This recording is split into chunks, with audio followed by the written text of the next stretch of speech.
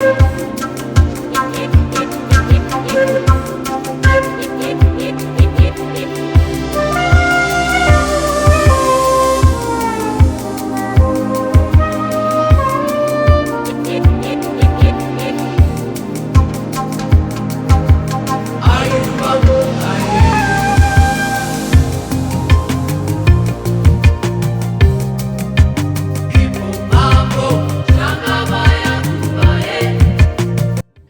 and shine, Valley Farm family. Welcome back to another episode of The Farm.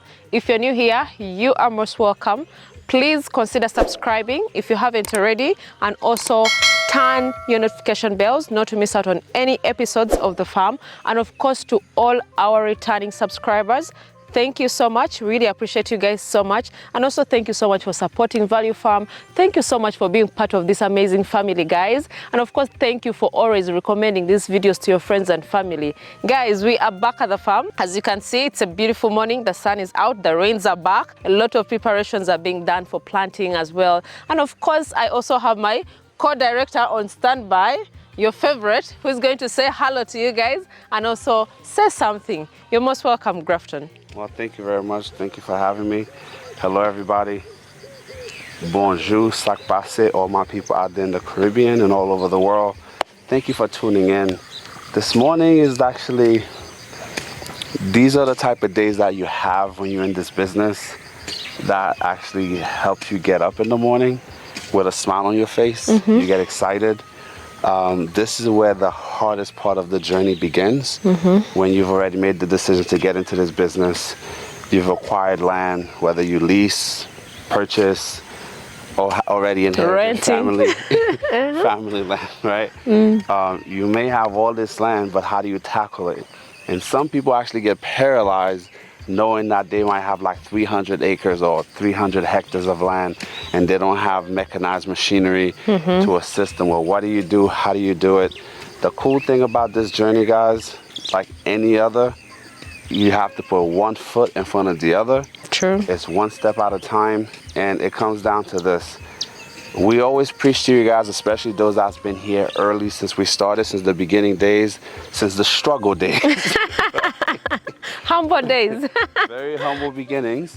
We always tell you guys, you actually have to have a plan. You have to have a good business plan, and your plan has to be flexible. Yeah. You can't be so rigid when it comes to this business, because many people that we started working with, and if you actually been researching online, you're gonna notice there's a trend. You know, a lot of you guys do consume farming content. You watch our videos, you watch other people's videos, and the YouTube algorithm is very tricky. The moment you start to watch one type of video, they're gonna keep trying to force feed you this type of content. And we also watch other people's videos because we're also, you know, for the love of the business, for the love of knowledge. You know, we watch, we actually see what other people are doing. Also doing, yeah. But there's actually one consistent trend. Do you want to take a guess what that might be? No, you tell them. So, if you guys watch enough of YouTube content based on agriculture, particularly livestock management, you guys will notice almost every farmer that is still in the business at some point started in poultry. that was the entry point. They started with poultry. They started with either the broilers or the layers, and because of it, you always hear a very similar story. That they started with poultry and they got burnt, that they got destroyed, that they spent so much money thinking they're gonna make a quick turnaround with the broilers and ended up having to hold on to their stock because they did not secure their market before they went out and purchased 5,000 to 10,000 birds, right? So why are we talking about this? We always tell you guys you have to be, number one, very vocal about what you do, be extremely proactive about what you do when it comes to your business. True. And you have to be able to make sure way before you plant one seed in the ground, everyone within your sphere of influence should know what business you're in and the reason you're in that business. Because if you wait until your pigs are ready to start asking people if they're looking for meat, you are in trouble. True. If you wait for your broilers to be at your farm, even if they're day old, and no one in your community, no one in your sphere of influence know you have those broilers on your property, guess what? You are in trouble. You have to make sure communication, you have to be your own best advocate.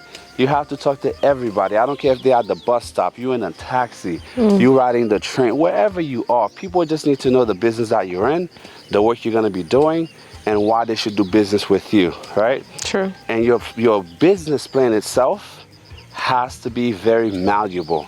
It has to be able to shift, to change, to be, you know, very, very, very liquid, right? You need to be nimble in business. We always tell you guys this, and there's a reason for that. Most people who do start out in poultry, right, they believe that was their passion. They wanted poultry to be their passion. They wanted to be those guys making a gazillion shillings or dollars selling eggs, parking all their money with the layers. Same thing with the broilers. But then reality strikes. And you have to make a decision when you face challenges in life, in business, in relationship. It's either you're gonna stay or you're gonna go. Quit. And most people that have made it really, really big in our industry, they have experienced failures. They have experienced challenges. But how you treat those challenges, the way you choose to either dig your heels in or just lay on your backside and just give up and throw in the towel and just say, hey, you can't manage, and continue to slave away in Kampala or your office job, dreaming of financial freedom, dreaming of just having freedom in general to just do what you want to do based on the work that you put in. You have to make sacrifices. And you have to understand sometimes, even if all your friends are telling you to do A, you have to listen to your gut. You also have to follow your plan. True. And go with option B. Even if option B is the least popular option amongst your friends and family, you have to believe and have conviction in what you're trying to do in this business. That is very true. This also brings to me one of our clients, one of the people who contacted us about pig farming. I was like, you know, I have my pigs here, a few of them, but I would like to get more from you.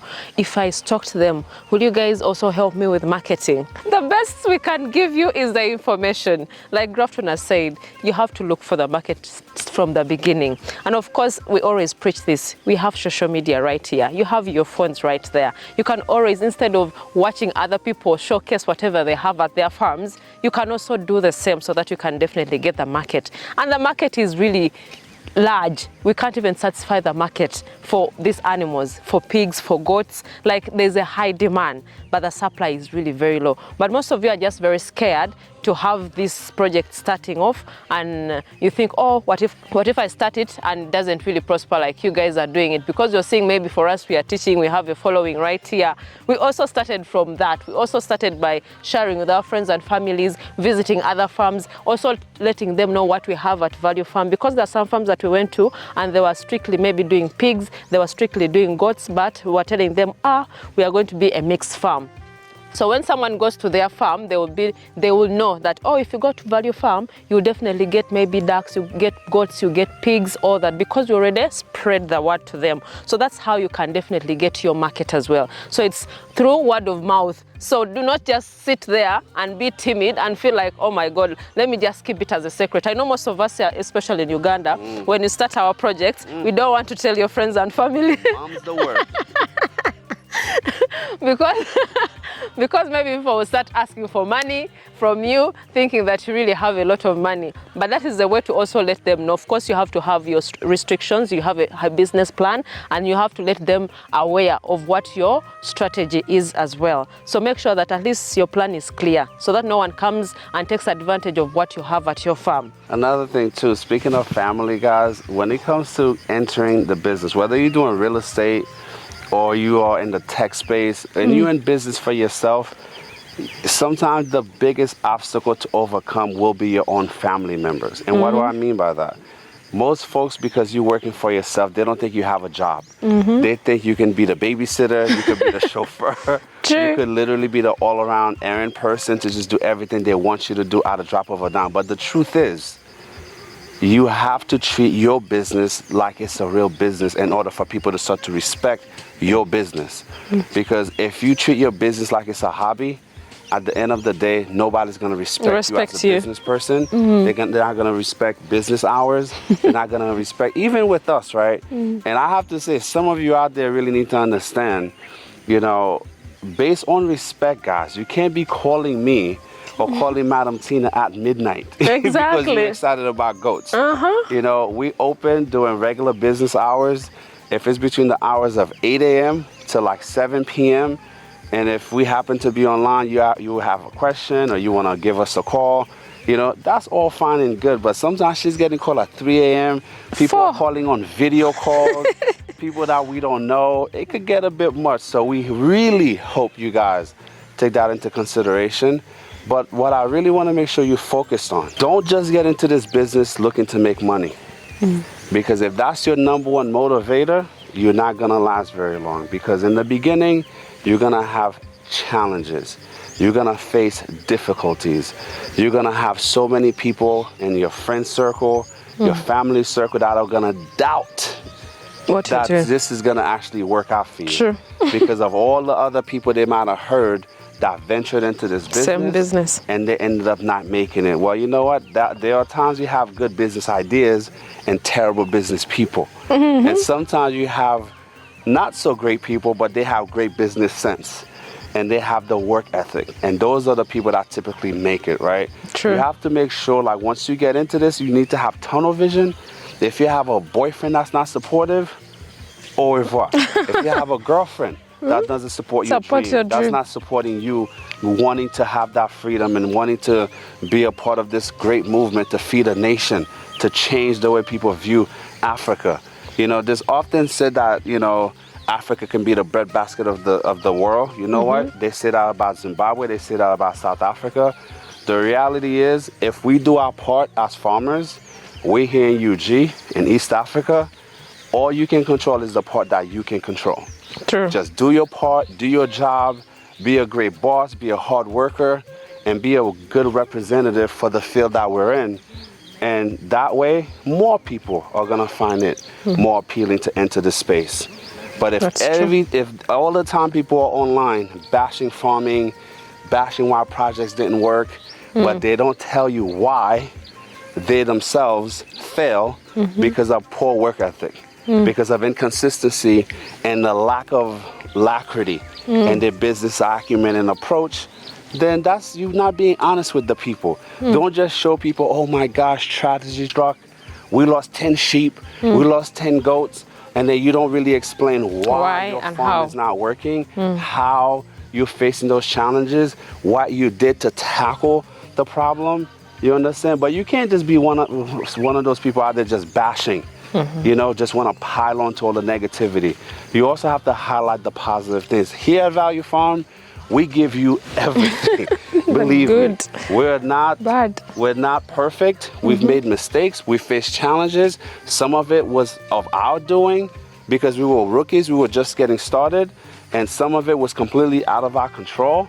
But it's all part of being in the business. You learn, you grow, you get better. And then when you feel like you have it, grab the world by the tail and you go for the gusto. Yeah, as they always say, experience is the best teacher. It's true.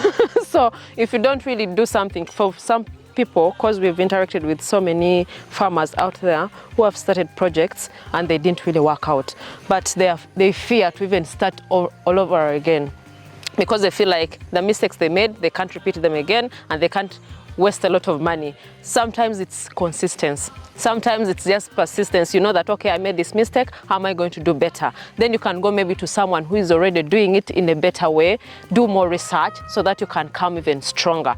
That's how you can definitely succeed with these projects here. Because at Value Farm, we've come here sometime, we told you how we lost so many goats right here. We had issues, we got to know about the issues and how to go about it. Next time, we're not going to make the same mistakes. We are going to make sure that we source the right medication for our goats, for our sheep here, so that we don't really fall into the victim of losing all animals at the same time. And of course, the people that we are going to put in place, how are they going to handle these animals right here? Are they the perfect people to do it? If they don't have the experience, we don't have to waste all the time and give excuses and also tolerate people who do not have the expertise to take care of these goats right here. So it's out of experience that you'll be better in these projects? Not only that, let me give you guys the nuggets that most people won't tell you, because I got to keep it real. You'll find as you start to grow, as you start to expand in the business, jealousy is a very, very, very prevalent, I would say, force within the space. You'll find that some of your own workers will start to hate you because they see that you're starting to grow. They're gonna look at the progress that your project is making, and they're gonna look at what you do. And they won't even consider all the losses you've taken, all the time that they're getting paid and you're not. And then they're just gonna hate you. No matter how much you pay some of these folks, they're gonna think like, oh, look at this one. Look at Madam Tina. You know, she's doing this, she's doing that. She's always clean, she's always fresh. And then they're gonna be like, you know what? We're the one doing a lot of this work. We should be getting triple the salary. Not to mention, the majority of the people who work for our company here are making 3 times, sometimes 4 times what the industry average pays. You know, it's nothing to brag about because it's a point across the board, but we do try to treat our people fairly, right? And we do try to train, and we pour resources into the people that we have here. But when it comes down to it, you're gonna have to deal with jealousy, not just within your own friendship circle, but sometimes your own family members. But the most dangerous circle people on the ground, or the people on the ground, or the people that work with you. You understand? People that work with you, that will see your company is growing, and then some of them might even want to start to run their own business within your business. True. And that's when you really have to be strong. You have to make sure that you are able to detach friendship and business. And that's where most of you fail, because you fall in love with these people that work for you. At the end of the day, this is still a business. True. No one shows up to Value Farm and decide to work 7 hours per day because they love this place and they want to volunteer. At the end of the month, they want to be compensated. So if you're paying somebody to do the job, they should do it the way that you need it to be done, and it needs to be done that way consistently. But believe me, it will happen inevitably. Some of your favorite people at your farm, you will find those are the people that are doing the most damage to your business. And when you find that out, the biggest mistake you can make, she's made it, I've made it, is because you like that person so much, you give them chances. You give them multiple chances because you want that person to make it. You're rooting for that person to make it. But let me tell you, that was one of the biggest mistakes that we both have made, because the people you give chances to are gonna be the ones that will poison the well amongst the rest of your staff. The moment that person feel like they can do something terribly wrong to you, and because they feel like you can't survive without them, because you like them as much as you do, they're gonna continue to push the limits. They're gonna continue to push the boundaries. And before you know it, now you have to put out fire within your entire staff. Had you taken decisive action the first time that person showed you a level of defiance or disrespect, or they broke the rules, whether it's not having alcohol on premises, whether it's not inviting people that does not work for the company onto our premises, you understand? Yeah. And then when they violate any of those rules, guess what? They're to be paid and escorted off your farm, no matter how much you like these employees. And another thing, rehiring folks that you fire is a no-no. It's a no-go zone. Don't do it, because the moment you let them return, things will only get worse from there. I also want to say this, right? Okay. And I know it's been a while I've been away, and I've been dealing with stuff for the company, you know, in a different way to make sure that we have the proper support that we need.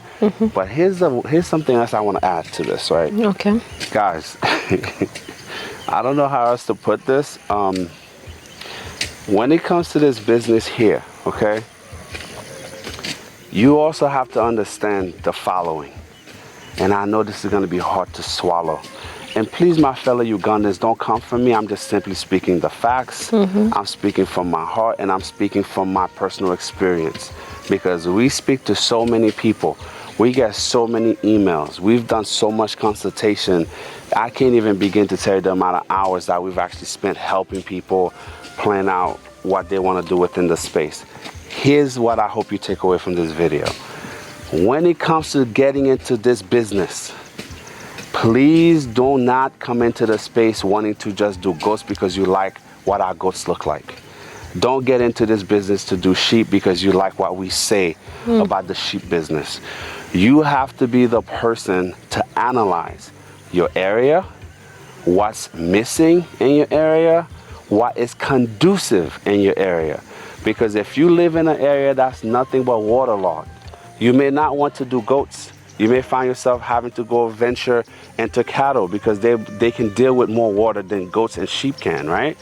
But also, don't make the mistake of not starting in this business because you think whatever part of the business you want to get into, that the market might not exist. For example, many of you never wanted to get into sheep farming. Guess what? Sheep farming is becoming so popular. So many people, when we used to tell them you should get into the duck business, they used to laugh at me, including my partner here. But guess what? What's happening within the duck space now, Tina? Oh my God, everyone is now investing in ducks. When you go to a farm, everyone is at least having a duck project coming up somewhere. So that's how it is. Even people are now calling like, do you have ducks? Just unfortunately, we do not have enough to supply, to sell out at the moment. But every farm right now is getting at least a little project because they see what is really happening. Grafton has talked about ducks so much, but in the beginning, it was despised so much in this country, especially here in Uganda, because most people do not believe that duck meat is really tasty. They feel like, that is just something that you can eat when you don't have any food around. But it is so surprising. People are adopting so much of duck and sheep. Sheep is something that people do not believe in so much in this country. But we have received so many people who want now even the adopters. They want to improve their stock. They want to improve what they have at the farm, which is really very encouraging as well for farmers out there to learn that, okay, let me do more research on this. Let me watch other videos. Let me go, because most people from Kenya are really doing more of sheep farming. And now people in Uganda are now seeing how it is really progressing so well in Kenya. So for us, we are really gifted enough that we have good climate right here, so why not? When I hear my partner say all of these wonderful things, right, like I couldn't help but smile because this is what I used to preach from the beginning. From day one. Do you know what? In the beginning, I also was just doubting. I know. Now you're a believer. Okay, now you're a believer. Let us go with the flow. Not knowing, because I've not really done so much, I was like, okay, let us go with what he's saying, whatever happens. But right now, most people are really believing in what he said. Well, before. Thank you very much. But it's such a good feeling because when it comes to the space, if you don't have an established market, be the market leader. True. And you guys out here know what we do here in Uganda. Now, I'm here. I consider myself a Ugandan. I might not eat the matoke as much as you do, but Uganda is in my soul. It's in my heart. I love this country. I love the people of Uganda.